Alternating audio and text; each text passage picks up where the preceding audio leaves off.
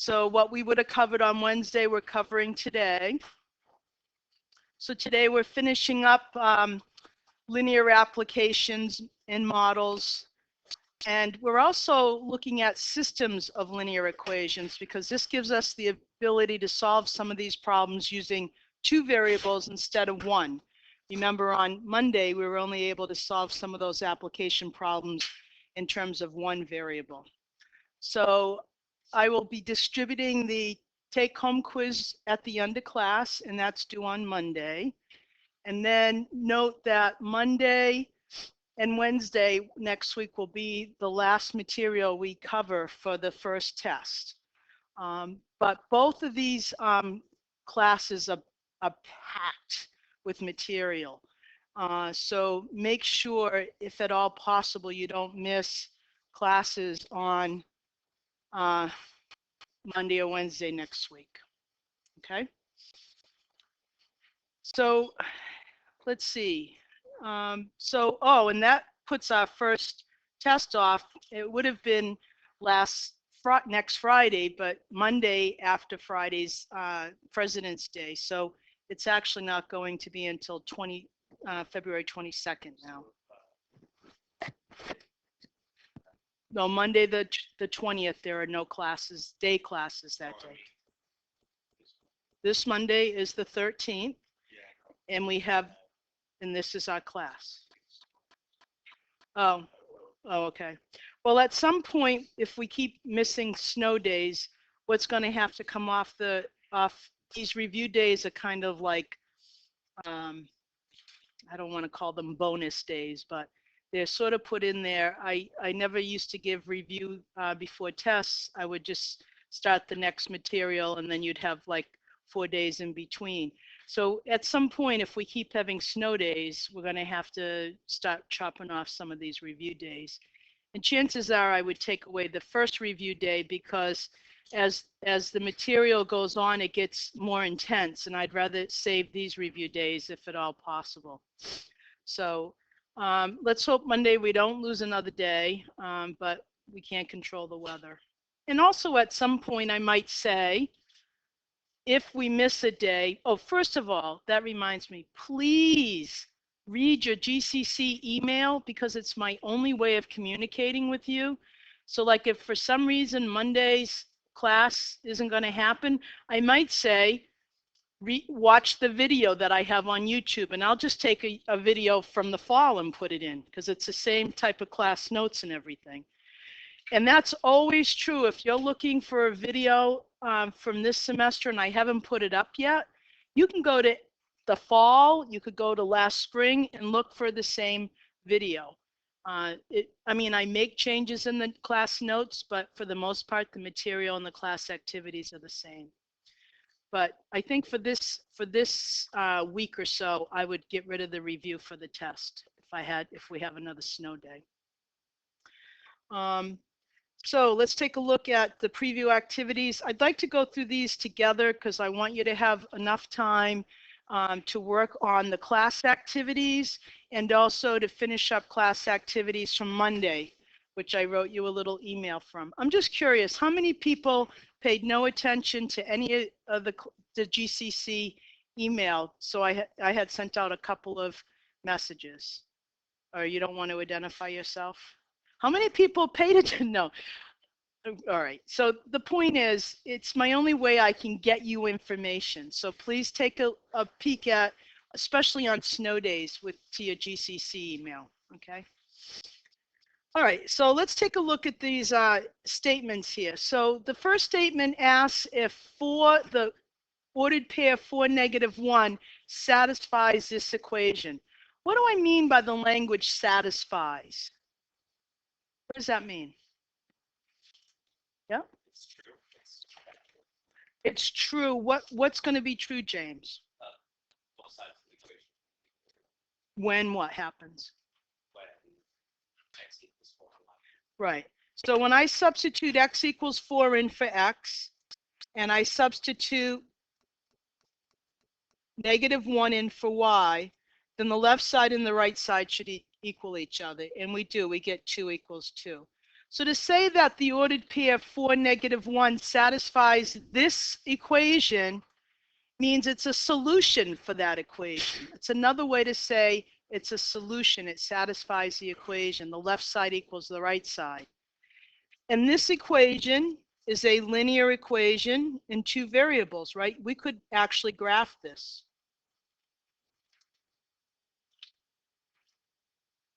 So let's do that now. So when you see an equation like x plus 2y equals 2, one of your first instincts is to make changes to this equation and make it into the form y equals some number times x, mx plus b. That's not necessary, and it also could introduce some errors. When you see an equation in this form where your constant term, 2, is on the right, and both your variable terms are on the left-hand side, don't mess with it, because your intercept method for graphing comes in very handy here. If you let x equal 0 and you find your y-intercept, look at how quickly you can solve. I'm going to cover up the x with my hand because x is 0. What's y going to be to make the left side equal the right side? 1. So you got a point right away, 0, 1. You're done with that. You only need 2 points to graph a line. Notice I have rulers on your table, by the way, or if you have your studio bookmark, these are really good as well. So that's the y-intercept. And now let's find the x-intercept. The x-intercept is when y is 0. So when y is 0, I cover up 2y. What's x got to be? 2. Look how quick that is. Right? No need to manipulate the equations to make it look like y equals mx plus b. It's just one form of a line. So then you're just going to connect those 2 points, the straight line,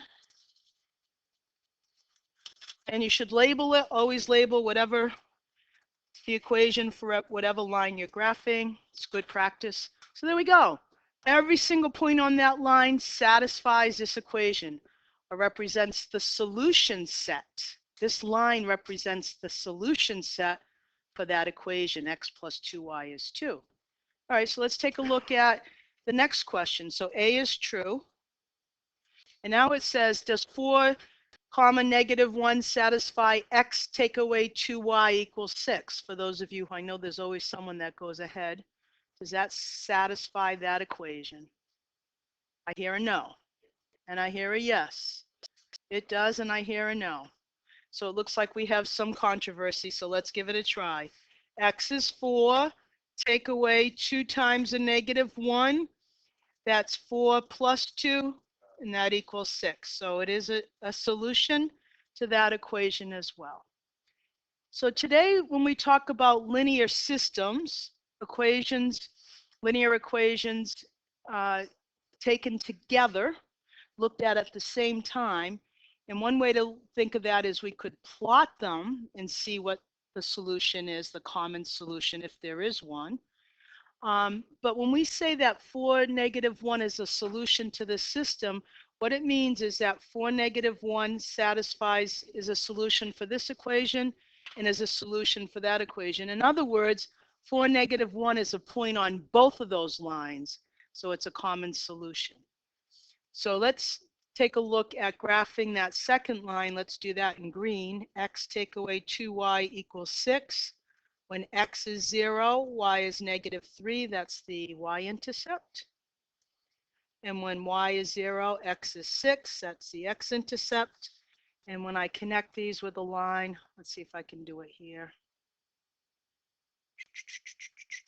Here we go. I'm going to label it x minus 2y is 6. Notice that solution is 4, -1. That's where they intersect. So when two lines intersect, that common point, that intersection point, is a common solution. It's a common solution for both lines or to the system, the linear system. So for those of you who are in business, this is often referred to as the break-even point. And we'll be studying that a little bit today in the class activities. So for those of you not in business, let me just give you a real quick, synopsis of cost and revenue. So if I said that I was starting a coffee business and it took me $20,000, you don't have to write this down. I invested $20,000 to start the business. And let's say I was just selling pounds of coffee, and I'm just making this up, and all my coffee was $8 per pound. All right. Well, the cost, let's say it cost $8 for every pound of coffee I produced, and I sold it for $15. This is my selling price. Well, I'd be concerned with two things. At some point, I'm hoping that the revenue I take in my business outpace or is more than my costs for both producing the coffee and that initial fixed cost for starting my business. And then I would make what we call a profit. I would have a gain. So the two things I need to consider is what's the cost and what's my revenue. Okay. So the cost, if I let X be the number of pounds of coffee I produce and sell, then my cost would be my initial cost plus the cost for producing each pound of coffee. At the same time, I would be bringing in $15 per pound times the same number of pounds that I'm selling, and that would be my revenue. And if you wanted to, you could differentiate between those two Y's with a little subscript like that, cost and revenue. And so this is a system. It's two equations, two linear equations. And if you were to graph these, this one would start way up high at 20,000, because when X is 0, that's 20,000. My revenue at 0 is 0. And at some point, those two lines will intersect. That point is the solution common to both of these. That point, the X value for that point, is the number of pounds you would be producing and selling that would make your cost and revenue equal. And when your cost and revenue are equal, you've lost no money, you've gained no money. So everything prior to here is a loss, because you can see your cost. Let's make our cost red. The costs before this point are still higher at every single value of X than your revenue. And then after that point, your revenue is higher than your cost, so that's where you're making a gain. So today, you're going to be working with this concept for two of your class activities. But I realized today that some people were not familiar with this idea of revenue and cost. So when you want to find that point, this is what you do. You set those two equations equal to each other. When are these two equations equal? And you solve for X, and then you get your Y as well. Okay. So let's take a quick look here at a system of linear equations. I'm actually going to skip this. This picture is pretty straightforward. It's right out of your book. You can read this in your book. It's just a graph of the percentage of people in the US who have never married and married X number of years out from 1970. It's done in decades. And I'm asking you to estimate this point. That would be the point where your percentage of married and never married were the same, are equal, okay? So let's take a look at how to actually find that point, because these are the methods that you'll be using today. And here's our system. And when you want to solve a system, you're looking for an ordered pair that's a solution to both of those equations. There's two methods, and I'm sure these methods are pretty much a review for you. So let's take a look at them. One is called the substitution method, and it involves looking at your system and saying, can I easily rewrite one of my variables in terms of the other. And what I mean by that is one of your variables does it already have a 1 as a coefficient? And you can see in this very first equation right here that x has a 1 for a coefficient.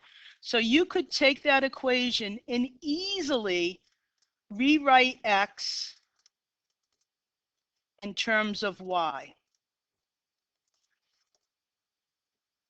by solving for x. You would get x equals 142 take away 2y.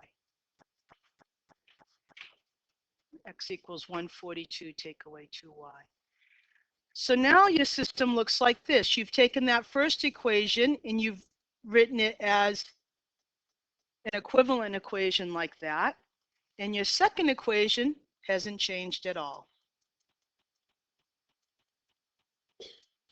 But now you have the ability to rewrite the second equation by taking x, which is now defined as 142 take away 2y, and substituting that in where you see x in your second equation. So you substitute for x.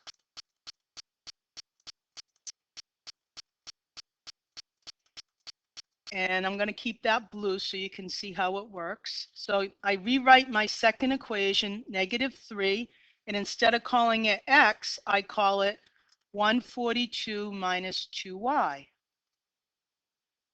I just substitute an equivalent statement for it. Plus 10y equals 160. Now, instead of having two equations with two unknowns, you have one equation. So here you've met your goal here. You have one equation with one unknown variable, and now you can solve for y. Before this, you couldn't have done it. You can't solve one equation with two unknowns, but we certainly know how to solve one equation with one unknown. So we use our distributive property here, and we get -426 plus 6y plus 10y equals 160. We combine like terms and we get -426 plus 16y equals 160. And then we add 426 to both sides and we get 16y equals 685. And then we divide both sides by 16. And my handy dandy calculator says, let's see what it says here, 586 divided by 16 gives me 36.625. So y is 36.625. Nope, no rounding. That's it exactly. 0.625 is a fraction 5/8. 62.5% is 0.625. Okay, am I done? Have I found the solution to that system? Yeah, I got to do x, right? So, because remember, the solution to a system, a linear system, is an ordered pair. So I need both my x and y. So now you go back, never go back to any equation you've manipulated from the original. Always go back to one of your original equations. So I'm going to pick on my first equation here and say x plus 2 times y, 36.625 equals 142. Okay, so that means x is going to be 142 take away 2 times 36.625.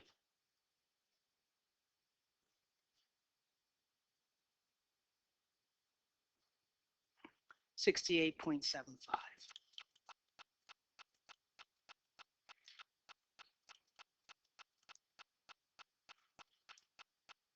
So that's the method of elimination, of addition. The method of addition.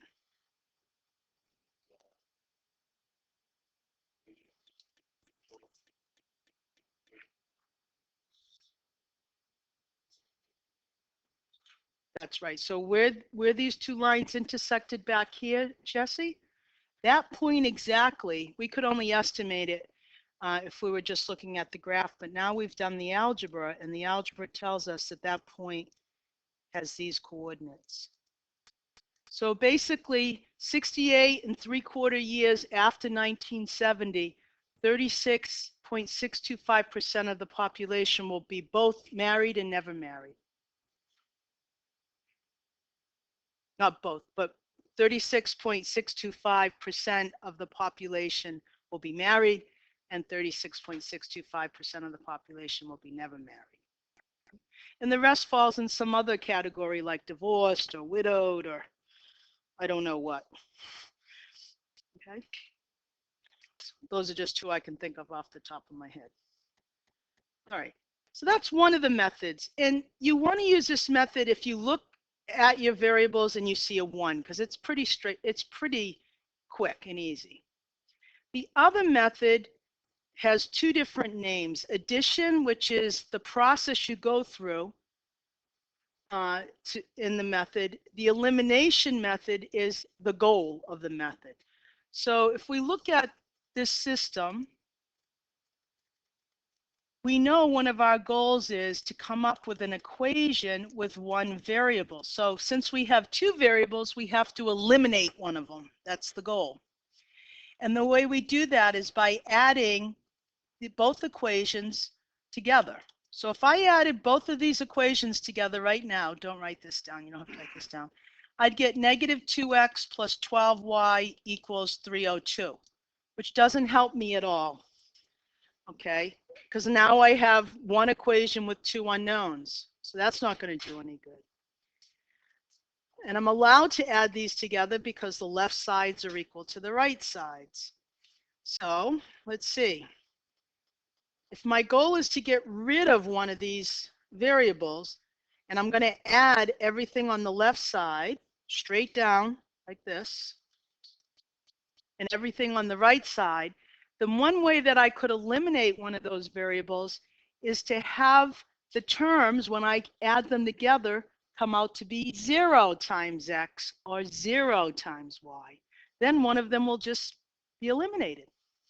So it's much easier, I think, for me to just multiply. If I look at this first column here, 1x take away 3x, since they already have different signs, 1 is positive and negative 3 is negative, then I could just multiply this first equation by 3 all the way across. So if I do that, I'm going to get 3 times x plus 3 times 2x, excuse me, 2y equals 3 times 142, right?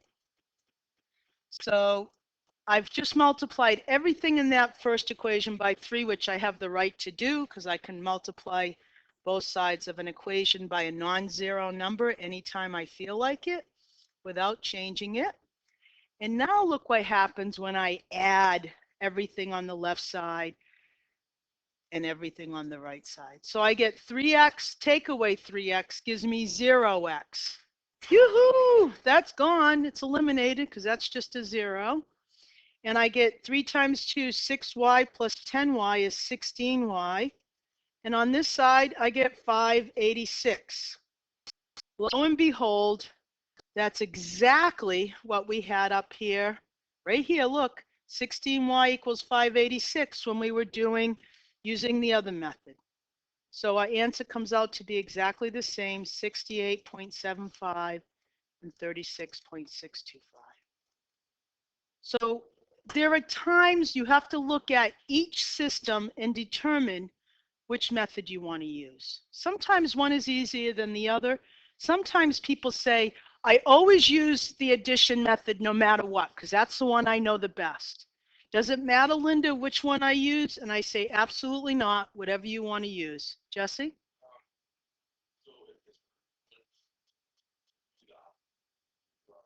If it was flipped, what do you mean?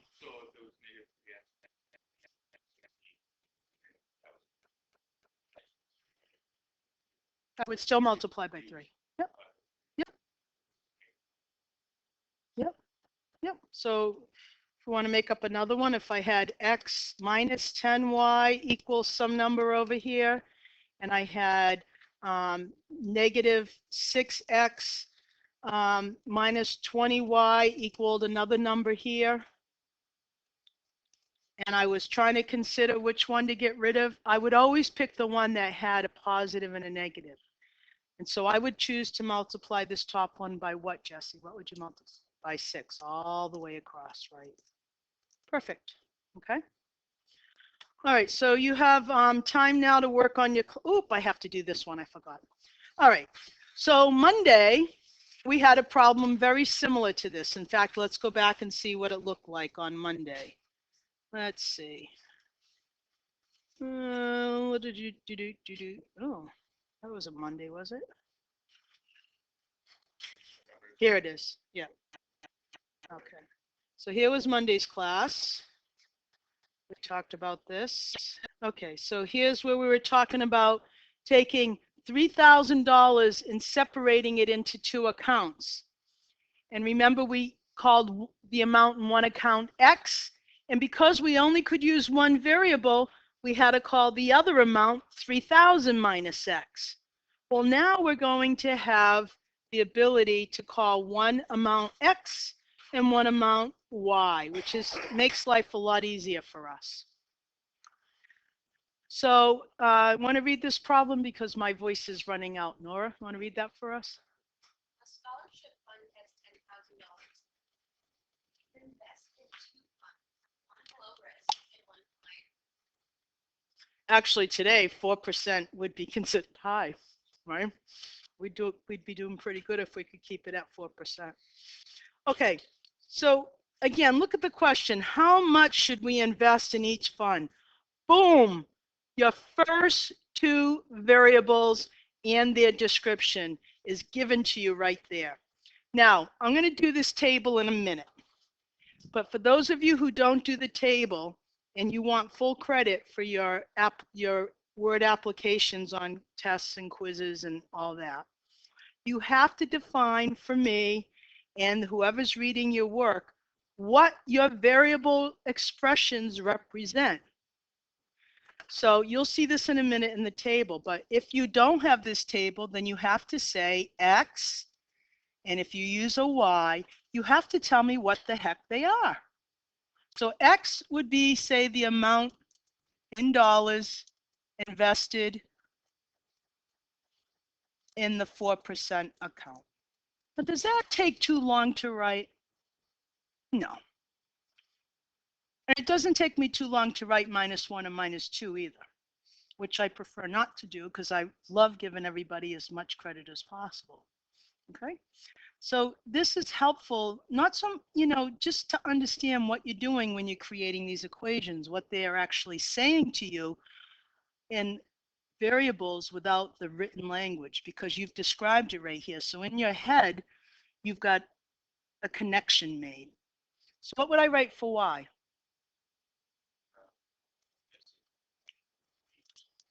Right, and at this point, I can go ditto, ditto, and just put 8%. See, I can even be lazy, it's okay. All right, I've got 2 more variable expressions to represent. This deals with the amount of money. What else am I dealing with in this problem? Well, what's the return called? The amount of interest.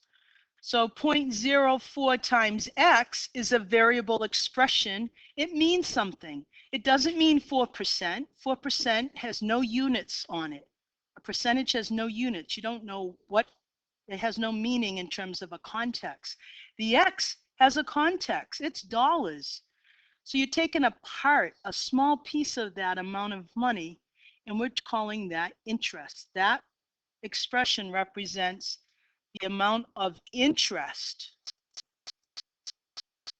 in dollars earned on X dollars. That's the amount of interest you earn on X dollars. You don't have to say it's in the 4% account because the coefficient tells you that, the 0.04, so it's redundant.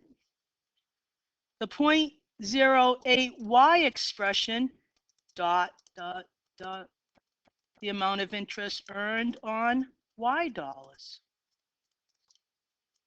You can write that, then you can come up with the two what equals what's, the two equations, because you've already literally formed the relationship in your head. You know X and Y are the two amounts of money, and when you look up here, it said you had $10,000 to invest. So what relationship do you know about X and Y? Yep. Right. You know X plus Y has to be 10,000.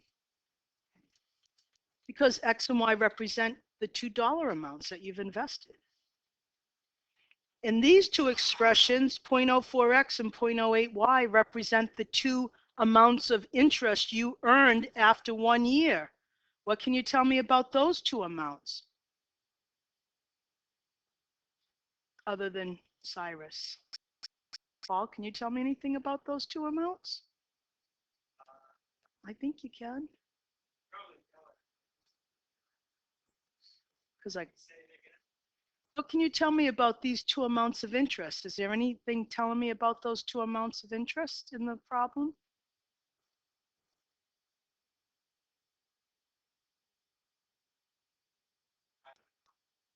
Does it tell you how much interest you got that year? $550. So that means if you took this amount of interest and added it to that amount of interest, you would get $550, right? Are you just saying that? No. All right. So this amount of interest, that's the amount of interest earned in that first account on the X dollars you invested, plus this amount of interest earned on the Y dollars, came out to be after 1 year, 550. So here's your linear system with two variables. And now you can use whatever method you want to solve it. Okay, let's not do that right yet. I want to come back to this table now. All of this language, folks, all of this language is included in this table, including the proper language. Notice amount invested with units, dollars. So if you write that as a heading, you get a check and a check for these first two variable expressions. Amount of interest with dollars is the definition of these two variable expressions. So the lower rate and the higher rate is what you're looking at in this problem. You're investing money at two different rates. So if you do an X and a Y here, and then look, you're usually told a total. You're usually told a total. Sometimes you might be told a relationship, like you might say you put 500 more in one account than the other. So you don't come up with a total here. It's usually a total or some relationship between those two. So look, you add those two up, 10,000. Look at that. You've got your first equation. Boom. There it is. X plus Y is 10,000. The middle, you put each of your percentages as a decimal, being careful not to make a mistake.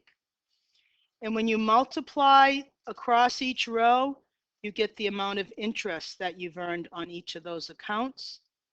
And then again, you're either told the total interest or a relationship between the amounts of interest. In this case, you're told the total, and there is your second equation. And from here, you solve the equation by using either substitution or elimination. So I'm just curious, how many people would solve this system using elimination or addition by making it so that you get rid of one of the variables? 2, elimination, 3, and the rest of you would do substitution? Look what happens when you take that first equation and you solve it for y. It should look just like what you did on Monday. That look just like what you did on Monday when you only had one variable to use. You call the first one x, and the second one was your total minus x. So it all kind of comes around. Now you take that 10,000 minus x and you put it in for y, and you solve that second equation for X. So let's do that. And then you'll be all set to work on your activities. So 0.04x plus 800 minus 0.08x equals 550. Negative 0.04x plus 800 equals 550. I'll scoot up here. Negative 0.04x equals negative 250. X equals 6250. If I divide both sides by negative 0.04. Nobody's gotten that far? All right, let's try it. This thing is just so big these days. Whoa. So let's turn it on. Clear it out. 550 divided by 0.04. Notice I didn't include the signs because negative divided by negative is the same as positive divided by positive. And what do I get? Oh, it's supposed to be 250. 250 divided by 0.04. 6250. So X is 6250. Y then would be 3750. So when you write your sentence, that's when you include your units. You would say, I invested $6,250 in the 4% account, and the remainder $3750 dollars in the 8% account. Okay. So you have quite a few problems to practice today, and I'm sure you'll find something that holds your interest. They have varying degrees of difficulty, so you could look them all over. If you wanted to do one just like this, you could immediately, instead of starting with number 1, you could go right up to either number 4 or number 5. No, not number 4 would be the one where you could do your table with. A break-even problem, you have 1 and 2. Number 1 takes you step by step, and then number 2 sort of doesn't take you step by step anymore, but is now asking you to perform those steps on your own. Please let me know if you have any questions. I'll be glad to help you.